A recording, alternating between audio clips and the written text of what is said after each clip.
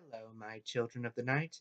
I'm anime viewer 666, and today we're going to be taking a look at my new favorite book series of all times, The Witcher. To be more specific, we're going to be looking at the first two sort of shorter stories that lead up to the main story, which is The Last Wish and Sword of Destiny. Now, a quick bit of information before I dive on in. I have only read these two books. I am on third now, but I have not dived completely into the whole rest of the story yet. Nor have I played all of the games. I've only ever played The Witcher 3 and its two DLCs, Blood of Wine and Hearts of Stone. I have not seen The Witcher 1, and I have only seen bits and pieces of The Witcher 2 with the whole storyline of that. So just letting everyone know where I stand as far as my Witcherly information goes. We start our story off in a world of monsters. Some monsters in the sea, some of the air, some on the ground, some with spiky backs or bloody claws, and some monsters still have swords on their sides. Some sit on thrones surrounded by jewels. But make no mistake, all of these are monsters, equally so. Now, within this world, there are special warriors trained to kill these monsters. These people are called Witchers. They go through incredible lengths to become these strong and powerful warriors. They go through what is known as the Trial of Grasses, which mutates their body, as well as intense training both mentally and physically, learning all the weaknesses of all the monsters, learning how best to kill them. Of course, that's not to say a Witcher would just kill any monster. A Witcher will only kill a monster if he feels the coin is right and is morally right to the individual Witcher. It is also pointed out that the Witchers are not Witchers by choice most of the time. Most are taken when they are very young to one of the Witcher schools to become said Witcher, and not many succeed, because to become a Witcher one must put their whole heart into it. Only one destined to be a Witcher will actually become one, or at least so say the stories. And of course, there is the most famous Witcher of all, Geralt of Rivia, also known as the Butcher of Blaviken or the White Wolf. Though he has many names, he is respected and even loved by many, though he's also hated by just as many. The story structure of the first book is pretty simple. There's one main story and then several bits of side story from different times in the Witcher's life. The main story that they keep coming back to is Geralt lifts a curse or tries to lift a curse from a, well, cursed princess, then goes to a monastery or a temple to be healed, and it goes on from there. And from the side stories, we get to learn a bit more about Geralt's past and whatnot. For instance, how he met Dandelion, or Dandelion, depending on how you pronounce it, I suppose. And of course, there's Yennefer, who I will get to in a minute. But the second book is much more focused on the whole thing about Ciri. Now, it definitely has its sporadic moments where it will tell different stories from the different times of The Witcher and whatnot as well. However, the main big thing that you will read this book for is for the story with Ciri, basically. Because, trust me, it is worth the read for that little story alone. First, I would like to talk as far as the characters go about Geralt of Rivia himself. He is very well betrayed in the games, I would think. They did a good job of adapting him from the books, at least from what I've seen. Although you obviously get a bit more choice of what you can do with the character in the games because, game and not a book and whatnot. But I do like that they have him as a well-rounded character. At times he can let his anger get the best of him and he snaps a bit, but most of the time he is very well-rounded, he is calm.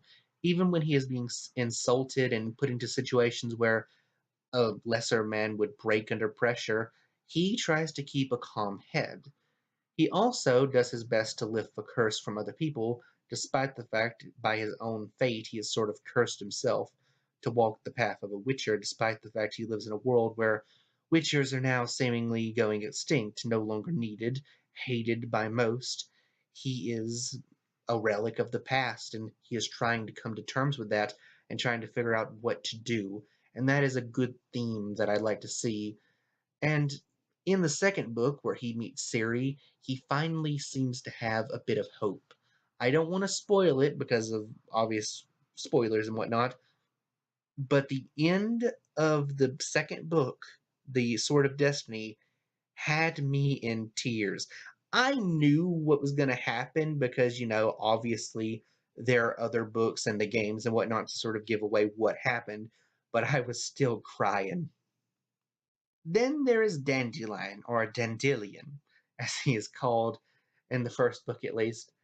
Um, Dandelion, I thought when I first saw him in the video game, this is going to be an annoying idiot, but he actually became a likable character. And in this one, I thought the same thing. He's going to be an annoying idiot that's going to get on my nerves, but you just can't help but love this foolish buffoon. He is the exact opposite of Geralt of Rivia in every way, shape, or form, and yet they work so well together. Anytime that I saw it was going to be a Dandelion and Geralt adventure, I was like, oh yes, this one is going to be good.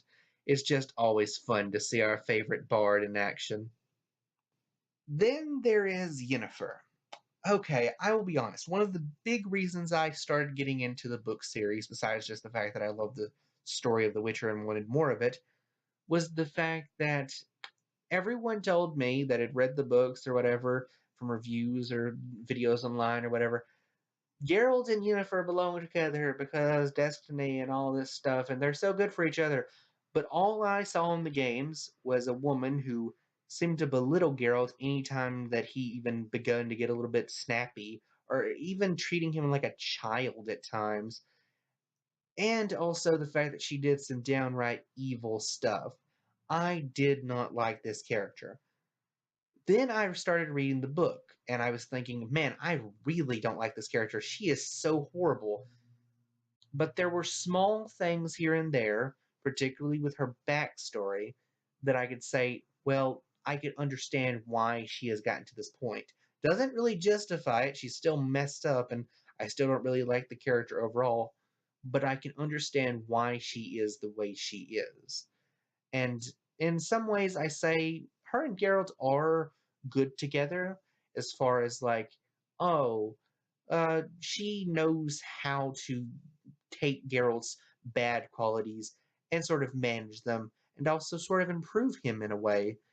But also, there's the fact that she also, in many ways, is just toxic for him, particularly in the way that she can't make a decision between him and others. She isn't willing to make that little sacrifice, at least not yet in the story, and that little sacrifice is needed no matter what.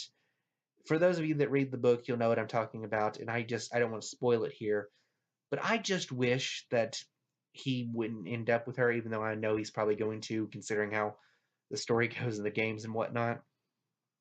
But I wish that he would have got with someone like, say, Little Eye or whatever. Though we know from the story that he doesn't get with Little Eye, but it would have been so much better. Just have Geralt get with a normal girl that isn't horrible and manipulative and controlling at times. Just seriously, Yennefer is the worst when it comes to relationships, and no amount of backstory justification is going to make it okay. I'm sorry.